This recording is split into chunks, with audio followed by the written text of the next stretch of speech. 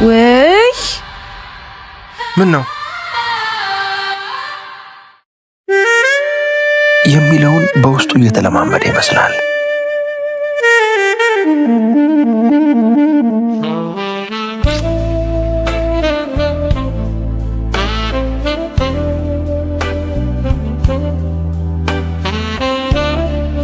ምን ከመሰለ ሀሳብ መሰለሽ አባለሽ? የምር ምንድነው ንገረኝ። ሁለት ነገር ትወዳለች።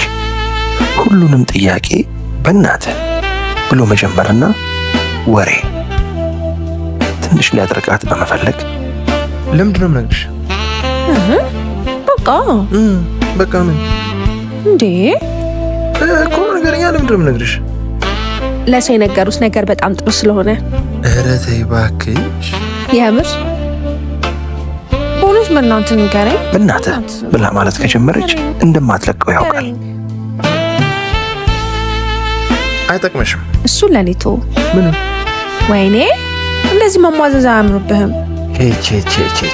የምር በእውነት በእናትህ ንገረኝ። በእናትህ ንገረኝ። አልነግርሽም፣ አትድከሚ።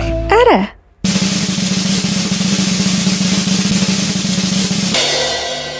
እንደውም ካልነገርከኝ አልለቅህም። ልቡ መላፋት አምሮታል። የበሰለ አእምሮ ደግሞ ተው አደባባይ ላይ ሲለው የእናቱ ይሁን የአባቱ ድምፅ ይሄ ነውር ይባላል ሲል መከረው። ልቦናና ጭንቅላቱ እንዲህ የተቃረኑ በሰላም መኖራቸው ይገርማል። ወይ ምን ነው መግባት እንዴት እንደሆነ አታውቅም ማለት ነው።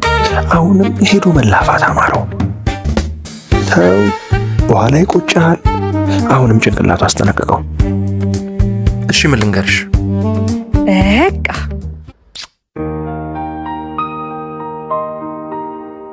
ቅድም ምን ስታስብ እንደነበር በመጨረሻም ነገራት።